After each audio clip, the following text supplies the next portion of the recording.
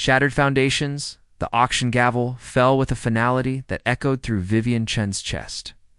Her family's ancestral home for generations of memories and traditions sold to cover her father's catastrophic business debt. She watched her mother's shoulders shake silently as they stepped out into the autumn chill, leaving behind crystal chandeliers and hand-carved banisters that had witnessed her first steps. "We'll rebuild her, father," James Chen promised hollowly.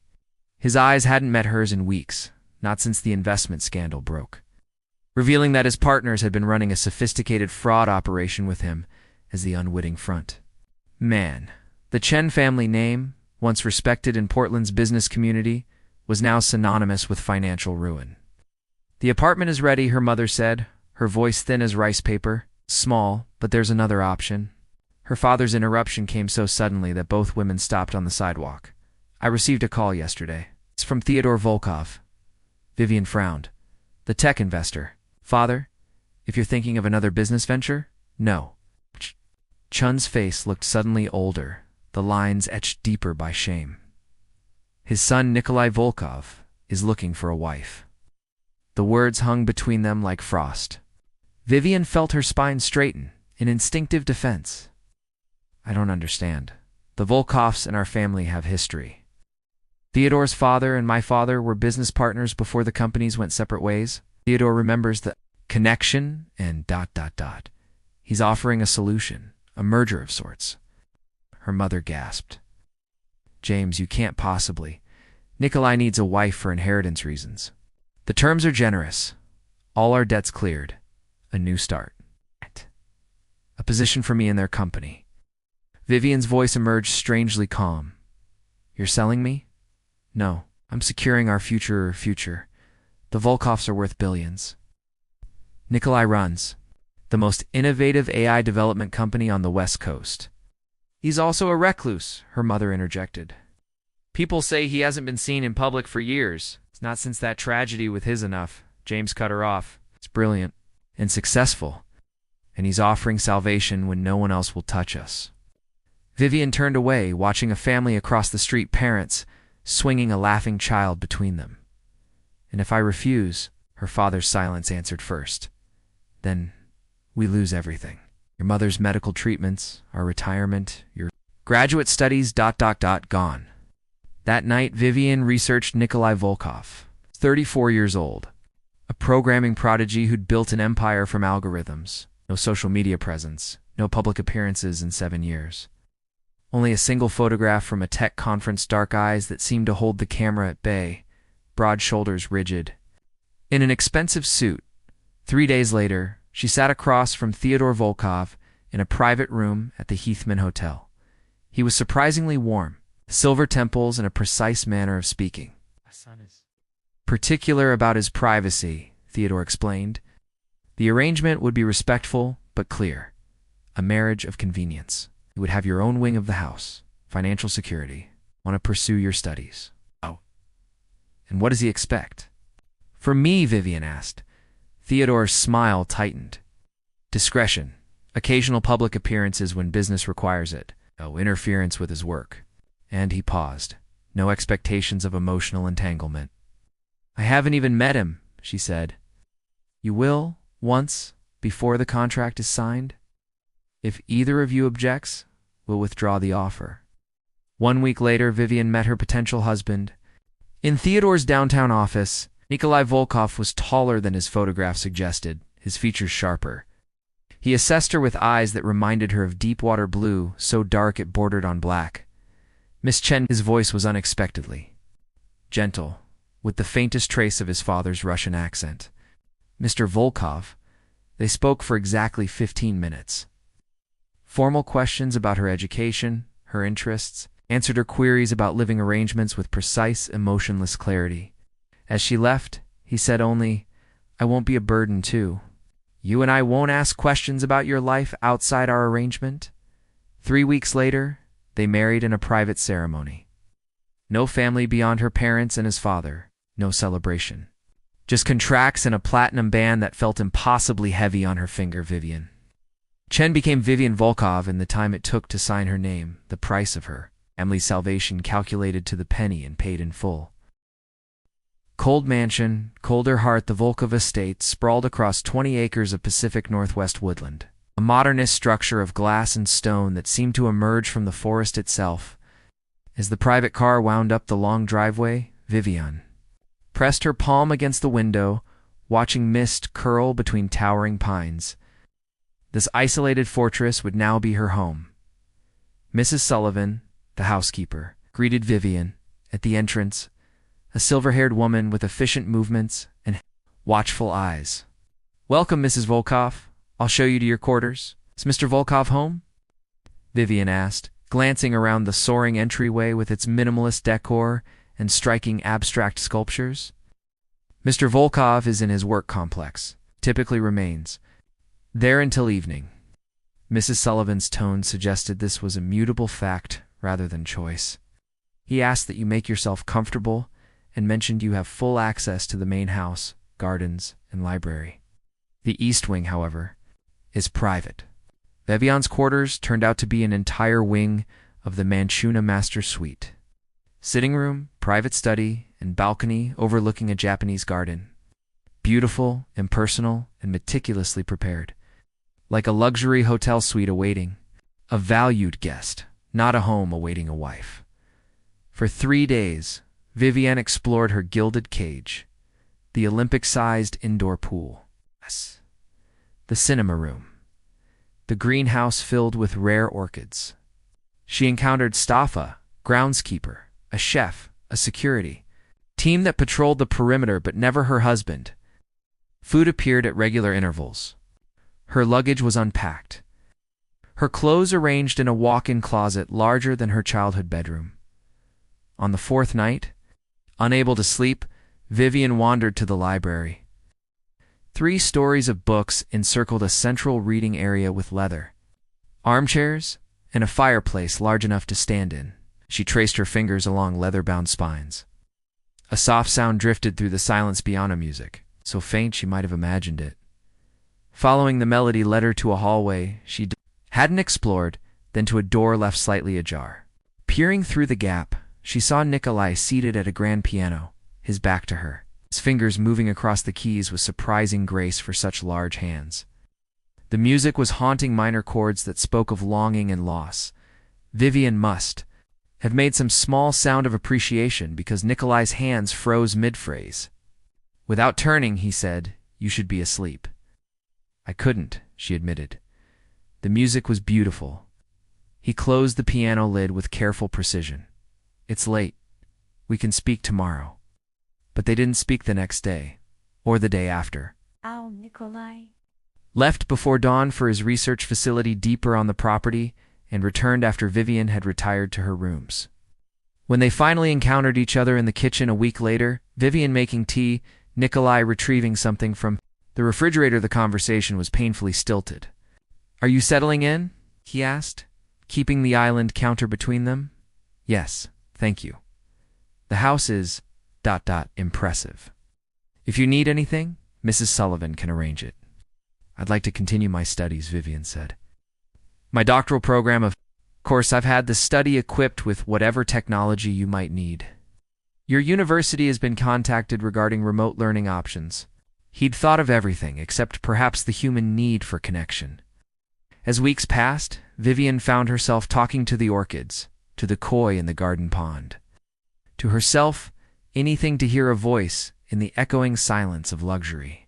She began leaving her wing more frequently, strategically timing her movements to increase the chances of encountering Nikolai. She learned his patterns: early morning swims on Tuesdays and Thursdays, late-night visits to the kitchen for black coffee, Sunday afternoons in the library with scientific journals. During one such Sunday, Vivian entered the library deliberately, carrying architectural drawings for a project she'd started. Nikolai looked up, surprise briefly crossing his features before they returned to careful neutrality.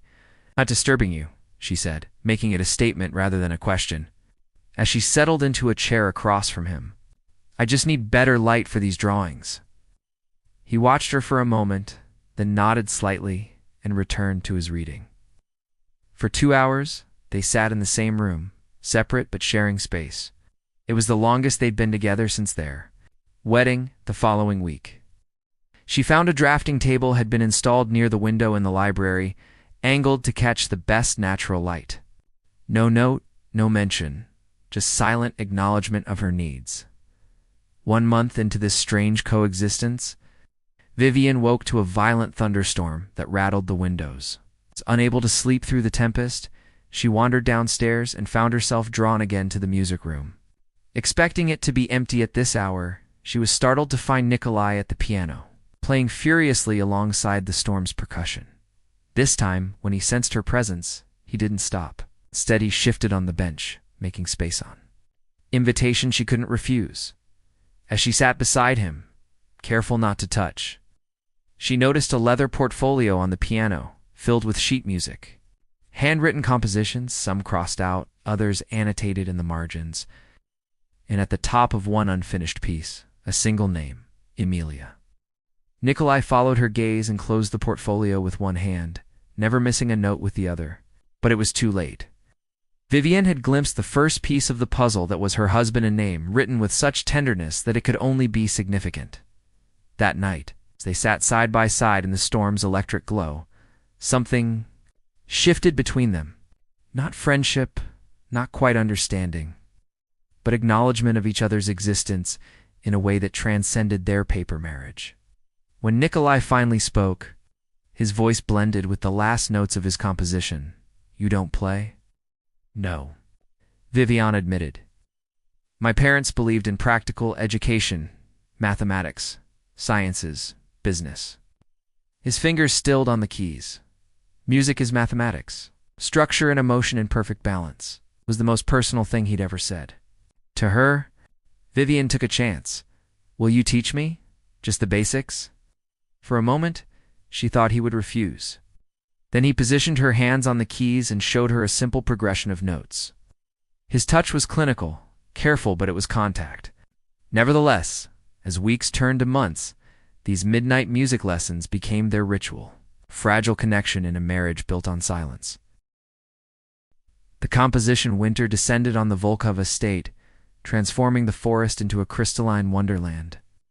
Vivian's academic work provided structure to her days. But it was the nighttime piano sessions that gave meaning to her existence in this beautiful prison. Nikolai remained reserved, but small changes signaled subtle shifts. He began joining her for dinner once a week, asked about her research, left books he thought might interest her outside her door. During one particularly brutal snowstorm that knocked out power to parts of the house, Vivian found herself alone in the music room, bundled in a cashmere throw. The backup generators kept essential systems running, but the temperature had dropped noticeably. She was examining Nikolai's compositions by flashlight when he entered, carrying 2 steaming mugs. "You'll catch cold," he said, offering her tea, infused with honey and lemon. In the dim emergency lighting, his face seemed softer, less guarded. "These compositions," Vivian said, gesturing to the portfolio she'd been careful not to disturb too much. "They're extraordinary." Nikolai tensed. "They're private. I'm sorry. I was just ... She hesitated, then decided on honesty. "I was curious about you. We've been married for months and you're still a stranger." That was the arrangement, he reminded her, but without the coldness she'd expected. Arrangements can evolve. She took a sip of tea, gathering courage. "Who is Emilia?" The silence that followed was so complete that Vivian could hear snow hitting the windows. When Nikolai finally spoke, his voice was distant, as if coming from years away. "My sister." Of all the answers Vivian had, imagine a lover, a former wife, this caught her unprepared. "I didn't know you had a sister." "I don't, not anymore." He moved to the window, looking out at the blanketed landscape. "She died 7 years ago." Understanding dawned. 7 years exactly when Nikolai had withdrawn from public life. "So sorry." "The composition you found," he continued, as if she hadn't spoken, "was something I started for her 30th birthday. I never finished it." "What happened to her?" Vivian asked gently. Nikolai's reflection in the glass showed a grimace of pain. "Brain aneurysm. Sudden. She was fine in the morning, gone by evening. No warning, no chance to say goodbye." Vivian moved beside him, careful to maintain distance. "You were close." She was everything. The simple declaration contained volumes. Our mother died when we were young. Our father. He provided, but emotion isn't his strength. Amelia raised me, encouraged my work, kept me grounded when success came. I turned to face Vivian. She would have hated what I'd become. Have you become a ghost? Living in this mausoleum, burying myself in work, arranging a marriage of convenience instead of... He trailed off. Instead of risking emotional connection, Vivian finished for him. Their eyes met in mutual recognition. For the first time, Vivian saw Nikolai not as her jailer or benefactor, but as someone broken in ways that mirrored her own fractures. The next morning, Vivian made a decision. While Nikolai was at his research facility, she retrieved the unfinished composition for Amelia from the music room. She knew enough now about musical notation from their lessons to understand its basic structure. For weeks, she studied music theory in secret, worked with a private tutor online, practiced while Nikolai was away. She wasn't trying to complete his composition, that would be presumptuous. Instead, she began composing a response piece. A musical conversation with the melody he'd created for his sister, where his composition was melancholy and unresolved. Hers offered continuation, not happiness, exactly, but possibility. Late one night, after their usual lesson, Vivian gathered. Her courage. I've been working on something, would you listen? Nikolai raised an eyebrow but moved from the bench, allowing her to take his place. Hands trembling slightly, Vivian began to play her response to his unfinished work. She wasn't technically proficient, her fingers stumbled in places, but the emotional intent was clear. When she finished, the silence stretched between them like a live wire. Nikolai stood utterly still, his expression unreadable. I shouldn't have, Vivian began, mortified by his silence. It was presumptuous. Play it again, he interrupted, his voice rough. She did. And this time he sat beside her, watching her. Hands. When she finished, he took the notation she'd written and studied it intently. You composed this as a response to Amelia's piece. Yes, I thought. I thought maybe the composition didn't need an ending. Maybe it needed a continuation. Nikolai's eyes, when they met hers, contained something she'd never seen before. Vulnerability. You didn't know her? No, Vivian admitted. But I know loss, and I know what it means to start again. That night marked another shift. Nikolai began leaving his office earlier, joining Vivian for dinner more frequently. They spoke of music, of her studies, occasionally of his work. He remained private, often retreating into silence for days. But the fortress had developed its first hairline crack. Then came the evening when Mrs. Sullivan delivered an envelope to Vivian. Inside was an invitation to a technology gala in Seattle, the first public event Nikolai had agreed to attend in years. A handwritten note accompanied it. Would you accompany me? In the night of the gala, Vivian wore midnight blue silk that flowed like water. When she descended the staircase, Nikolai waited below in a perfectly tailored tuxedo. Something flickered in his eyes as he looked at her appreciation, perhaps even admiration. You look beautiful, he said, the words clearly unperked. The limousine, he explained. My father insists I make an appearance. Our newest AI development is being unveiled. He hesitated. People will ask questions about us, about our sudden marriage. What should I tell them? His hand moved across the seat, not quite touching hers, but close. The truth is complicated. Then we'll give them a simple version, she said. We reconnected through family connections and had a private ceremony. The details are personal. Nikolai nodded, relief evident in the softening of his shoulders. Thank you. At the gala, Vivian watched with fascination as Nikolai transformed into the public figure he'd once been articulate, commanding, even charming when necessary. But she caught the tension in his jaw, the way his eyes constantly scanned for exits. This world of flashbulbs and forced conversation was torture for him. When they finally returned home near dawn, Nikolai looked exhausted. At the top of the staircase, where their paths would diverge to separate wings, he paused. You were remarkable tonight, he said. You made it bearable. Before Vivian could respond, Theodore Volkov's voice cut through the moment. Oh. Neither had noticed him waiting in the shadows of the hallway. Nikolai, a word. His tone brooked. No argument. Vivian retreated to her rooms, but not before catching Theodore's first harsh whisper. I saw you tonight.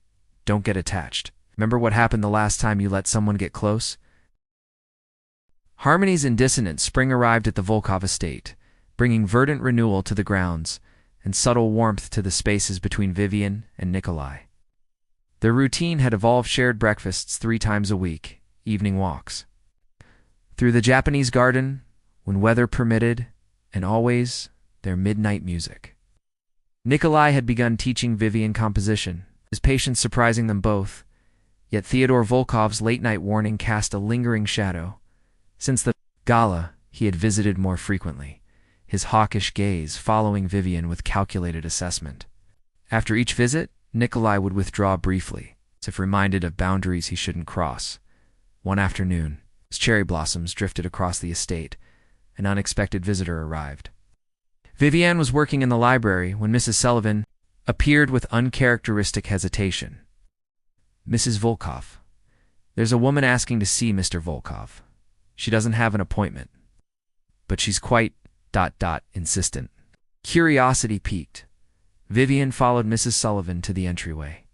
The visitor stood examining a sculpture, tall, elegantly dressed, with auburn hair cascading down her back. When she turned, Vivian was struck by her commanding presence. Must be the new Mrs. Volkov, the woman said, her smile not reaching her eyes. I'm Valentina Petrova, an old friend of your husband's. Something in her emphasis on friend raised Vivian's guard. I'm afraid Nikolai is at his research facility today. I know his schedule intimately, Valentina replied, moving through the space with the confidence of someone who had been there before. I'll wait. We have important matters to discuss. Before Vivian could respond, the front door opened and Nikolai entered, freezing when he saw Valentina. His face drained of color. Val, he said, the single syllable laden with complex history. Niki, she responded, using a nickname Vivian had never heard. It's been too long. The tension between them crackled with unspoken history. Nikolai turned to Vivian, his expression tightly controlled. Vivian, would you excuse us? Valentina and I have business to discuss. Of course, she replied, retreating with dignified calm she didn't feel. Later that evening, when Nikolai hadn't emerged from his study, Vivian brought him tea on excuse to satisfy her growing curiosity. She found him standing at the window, his posture rigid with tension. Who is she? Vivian asked, setting down the teacup. Nikolai didn't turn. Someone from the past. She seemed to know you well. We were engaged. The admission came reluctantly. Before Amelia died, Vivian absorbed this new piece of the puzzle. What happened? After Amelia's death, I changed. Withdrew. Valentina wanted the man I had been. His laugh held no humor. She's now VP at our chief competitor. Her visit today wasn't personal. She's trying to poach key members of my research team. But Vivian had seen the lingering gaze Valentina had given Nikolai. There was more than business there. She still cares for you. Perhaps. Nikolai finally turned to face her. But that chapter ended years ago. That night, Nikolai didn't come to the music room, or the next. Their fragile routine fractured as he buried himself in work, returning to the patterns of their early marriage. When they did speak, his responses were distracted, his mind clearly elsewhere. After a week of growing distance, Vivian confronted him in his study. Have I done something wrong? Nikolai looked up from his computer, genuine confusion crossing his features. No. Why? You've been avoiding me. He ran a hand through his hair, a rare gesture of discomfort. I've been preoccupied. Valentina's company's making an aggressive move, and my father. He hesitated. Your father disapproves of our changing relationship, Vivian finished for him. Nikolai's silence confirmed her suspicion. He reminds you of what happened after Amelia died, she continued. He thinks I'll hurt you somehow. It's not that simple. Nikolai stood, pacing the room. After Amelia died, I made decisions from grief. Pushed people away, including Valentina. focused entirely on the company, on creating AI systems that could predict medical emergencies like the one that took my sister. His voice tightened. My father supported those decisions. He believes emotional entanglements are distractions. Is that what I am? Vivian asked quietly. A distraction? Nikolai stopped pacing, his expression softening as he looked at her. No. You seemed to search for words. They're unexpected. The admission hung between them, not a declaration of feeling, but an acknowledgement of possibility that seemed momentous, given his history. 2 days later, Vivian returned from a rare trip into the city to find Theodore Volkov waiting in the immense library. His silver hair gleamed in the afternoon light, his posture impeccable as always. Mrs. Volkov, he greeted her with cold courtesy. I hope you don't mind the intrusion. I wanted to speak with you privately, Vivian. Set down her packages. Of course, my son has always been brilliant but fragile. Theodore began without preamble. Amelia's death nearly destroyed him. It channeled his grief into work, into innovations that will save countless lives. That focus is his strength. And you think I'm interfering with that focus? Theodore's smile was thin. I think you're developing expectations beyond the parameters of your arrangement. Nikolai agreed to a marriage of convenience, not emotional involvement. People change. Arrangements evolve. Not this one. Theodore's tone hardened. Nikolai is on the verge of completing the work he began after Amelia died. An AI system that can predict neurological events before they become fatal. It could save thousands. That must be his priority. You speak as if love and work are mutually exclusive. For Nikolai, they are. Cannot divide his focus without consequences. Theodore moved closer. You seem intelligent, practical. Your family has benefited tremendously from this arrangement. Don't jeopardize it by wanting more than was agreed upon. After he left, Vivian stood in the library. Theodore's warning echoing against Nikolai's words. You're unexpected. That evening, when Nikolai returned, she maintained a careful distance. Responding to his questions with polite detachment, confusion flickered across his face, but he didn't press. The pattern continued for Deza, deliberate step backward in their evolving relationship. Vivian told herself it was for the best, that Theodore was right about Nikolai's work being too important. Then came the night of the violent spring storm. Wind howled through the estate, rain lashing against windows. Able to sleep, Vivian went to the music room out of habit. Though she and Nikolai hadn't shared their midnight sessions in weeks, to her surprise, he was there, playing the composition. For Amelia, but this time, it had changed. He had integrated elements of Vivian's response piece, creating something new that spoke of both loss and continuation. When he finished, he said without turning, You've been distant. Your father visited me, she admitted. He made it clear that our arrangement shouldn't evolve beyond convenience. Nikolai's hands clenched on the piano keys, producing a discordant sound.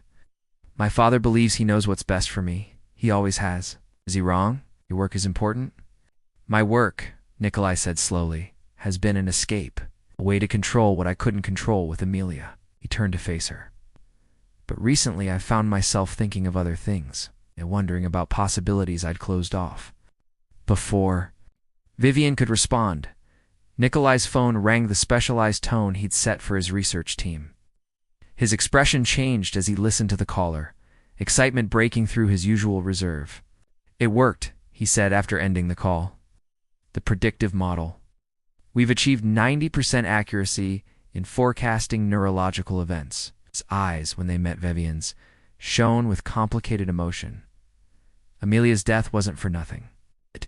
That moment of triumph, something broke open between them.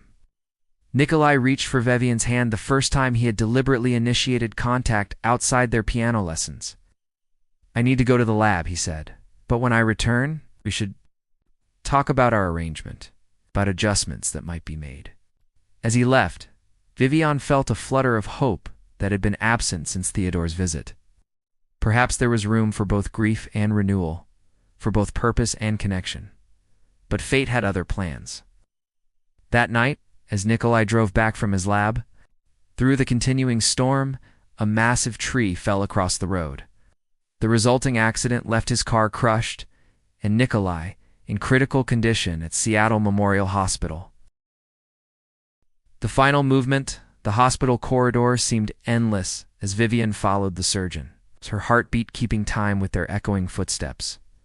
Dr. Harriman, a neurosurgeon with kind eyes and blunt words, had just finished explaining Nikolai's condition. Traumatic brain injury, internal bleeding, multiple surgeries required. Prognosis uncertain. Theodore Volkov stood at the ICU window, his commanding presence diminished by the sight of his son connected to machines.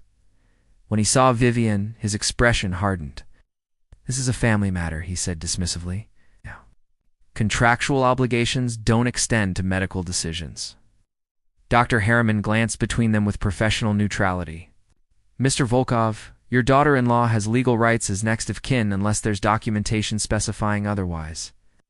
"There is," Theodore countered.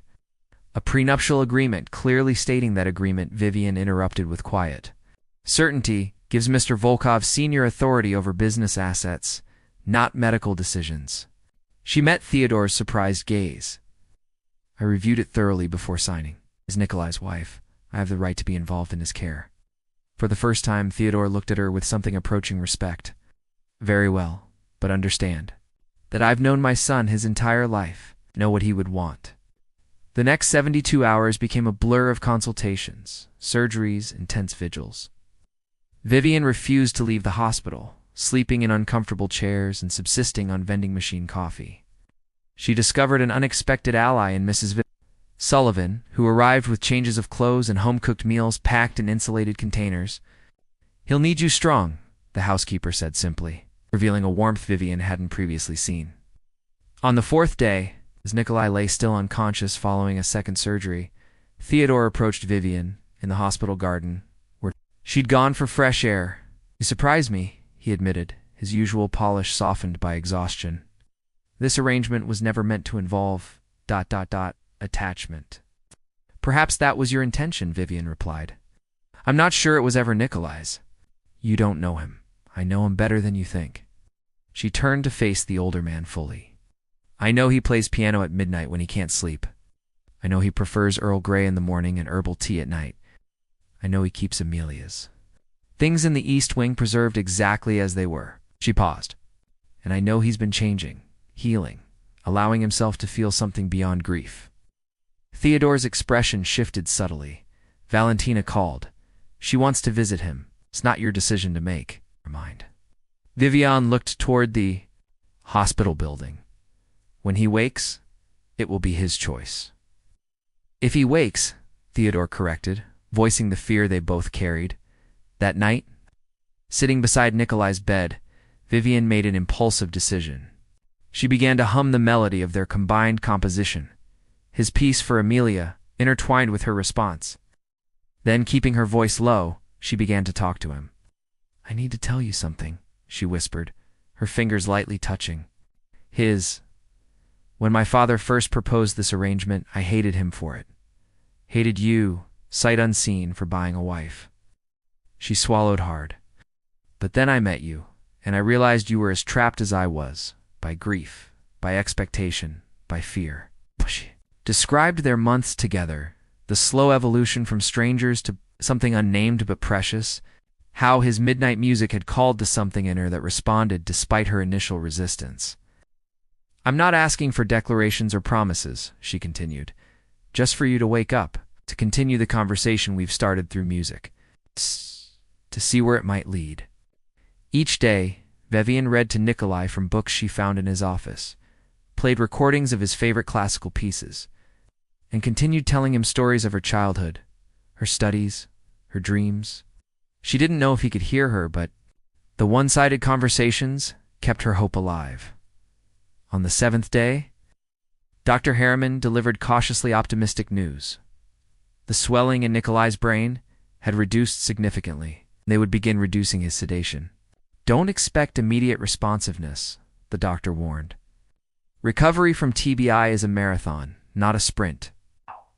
2 days later, as Vivian sat reading aloud from a scientific journal Nikolai had bookmarked, she felt a slight pressure against her fingers. Looking down, she saw Nikolai's hand had moved to cover hers. His eyes remained closed, but his breathing had changed. "Nikolai?" she whispered, heart racing. "Can you hear me?" The pressure increased fractionally, the barest response, but unmistakable, when Dr. Harriman confirmed that Nikolai was indeed emerging from the coma. Theodore broke his stoic facade, turning away to hide the emotion that crossed his features. Later, he approached Vivian in the hallway. "My son's research team has been asking about the project," he said. "They need guidance, decisions about next steps." "I can't help with that," Vivian replied. "No, but you could authorize me to make those decisions temporarily." Theodore hesitated. "I've been reviewing the arrangement between you and Nikolai. It occurs to me that modifications might be ... appropriate." Vivian looked at him questioningly.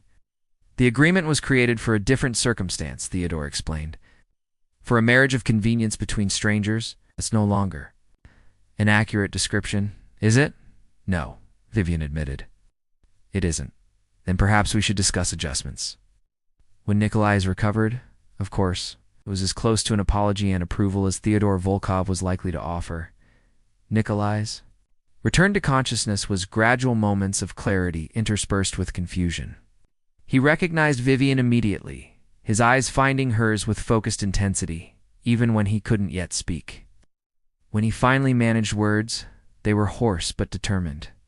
"You stayed." "Of course I stayed," she replied, blinking back tears. "We have an arrangement, remember?" The ghost of a smile touched his lips. "That arrangement ... needs revision." Recovery proved to be exactly as Dr. Harriman had described: a marathon requiring patience, determination, and acceptance of setbacks. Nikolai's brilliant mind remained intact, but he struggled with physical coordination and occasional aphasia. Frustration often overwhelmed him, especially when his hands wouldn't cooperate at the piano. During one particularly difficult therapy session, he knocked the music stand to the floor in a rare display of temper. "This is pointless," he growled. "I'll never play as I did before, and play differently," Vivian challenged, retrieving the scattered sheet music. "The composition changes. That doesn't make it less valuable." Those words became their mantra. During the long months of rehabilitation, composition changes. As summer faded into autumn, Nikolai regained enough strength to return home. The Volkov estate transformed under Vivian's direction, therapy equipment integrated into living spaces. The East Wing finally opened and repurposed as a memorial to Amelia rather than a shrine. One evening, as golden light filtered through the music room windows, Nikolai sat at the piano. His left hand remained weaker than his right, but he had adapted his playing style, creating new arrangements that worked with his capabilities rather than against them. "I've been thinking," he said, fingers resting lightly on the keys. "About our arrangement." Vivian sat beside him on the bench. "What about it? It's inadequate." He turned to face her fully. "It was created by two strangers with limited expectations. It doesn't account for ... evolution." "What would you suggest instead?" she asked, her heart quickening. "Not a revision," Nikolai said softly. "A new composition entirely. One we create together, without my father's lawyers or prenuptial constraints." He took her hand, his grip stronger than it had been in months. "I'm asking if you would consider a real marriage, Vivian. Not one of convenience or obligation, but of choice." Outside, the first autumn leaves drifted past the window, gold and crimson against the darkening sky. Inside, in the room where their connection had first formed through music, Vivian gave her answer not in words, but in melody, playing the opening notes of their combined composition with her free hand. Nikolai joined her, his recovered hand complementing hers, creating harmony from what had begun as separate pieces. The composition was neither finished nor perfect, but it was theirs, a work in progress, with infinite possibilities for continuation. As the final notes faded, Vivian turned to the man who had begun as her jailer, become her friend, and now offered to be her partner. "Yes," she said simply.